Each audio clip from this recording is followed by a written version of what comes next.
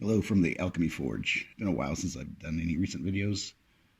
Long story short, I've been busy and getting over some kind of virus. Still not feeling 100%. Still have I lost my voice for like a week. It's still not back, but yeah, that was fun.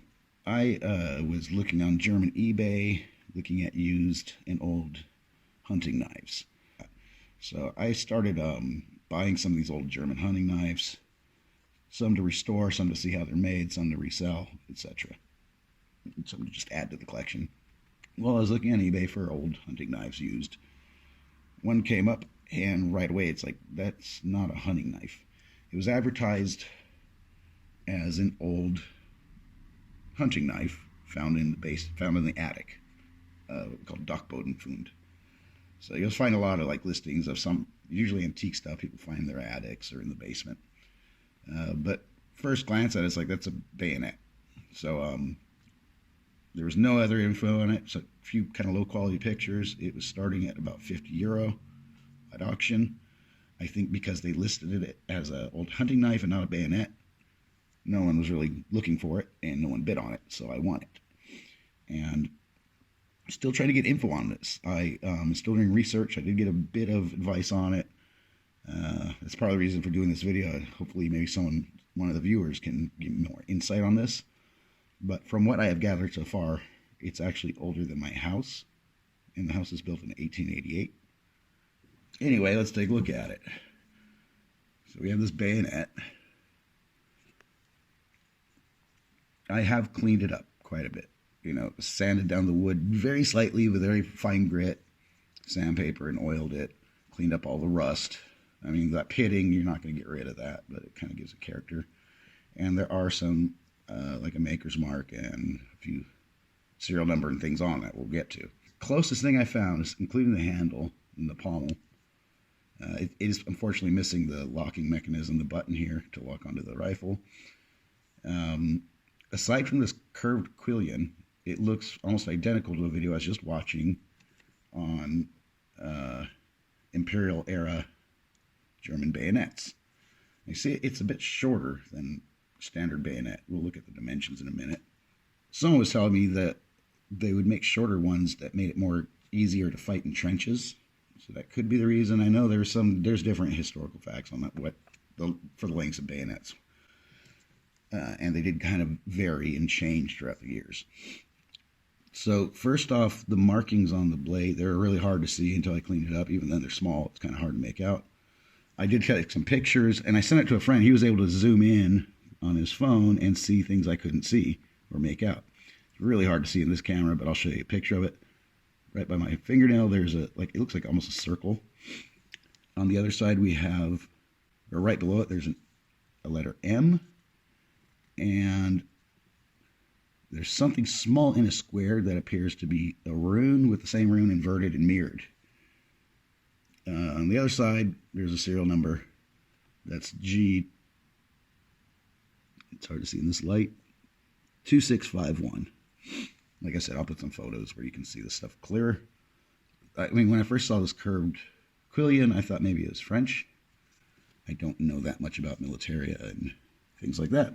But it's really interesting to me and really nice to research. It has a slot here to slide on that locks onto the rifle. You can see it was hand sharpened quite a bit. The blade kind of gets a little smaller up here. With this quillion here, that makes it almost impossible to sharpen this area. So you see it starts right about here to be sharpened. Someone was trying to think, because I mean there's a bit of scratching from the sharpening. I did clean up a lot, but someone was suggesting it's short. Someone maybe modified it and cut it down, but I don't think so, because the fuller would have gone up further if that was the case. All right, so there is nothing on the spine, which a lot of the Imperial eras did have. If this did have something, it's not there anymore, but I don't think it ever had something on the spine. So also the bolts are kind of particular, almost like an old Mauser rifle, with that, not just a typical screw head, but these two, I don't know what they're called, but they're hard to take off unless you have a special tool for that. I mean, other than that, it's actually in really nice shape. I will continue kind of cleaning it up and I will sharpen it. Unfortunately, it didn't have the scabbard. I'm looking at different ones. I might buy one and see if it fits. I think I'll actually just try to make one and make it as authentic as possible. That's where I'm hoping to find more info on this and get some good photos of the original scabbard. Okay, so let's go ahead and check out the dimensions on this. Love this tape measure. It's in feet and meters. Very useful for me. So overall length, 36 centimeters, about 14.5 inches. Length of the blade is about 9¼ inches or 23.5 centimeters. The ring here, let's measure that, because I did find a cool website. It's like Bayonets of the World, something like that, and a lot of the, I mean, it had like over almost 4,000 bayonets listed from all over the world.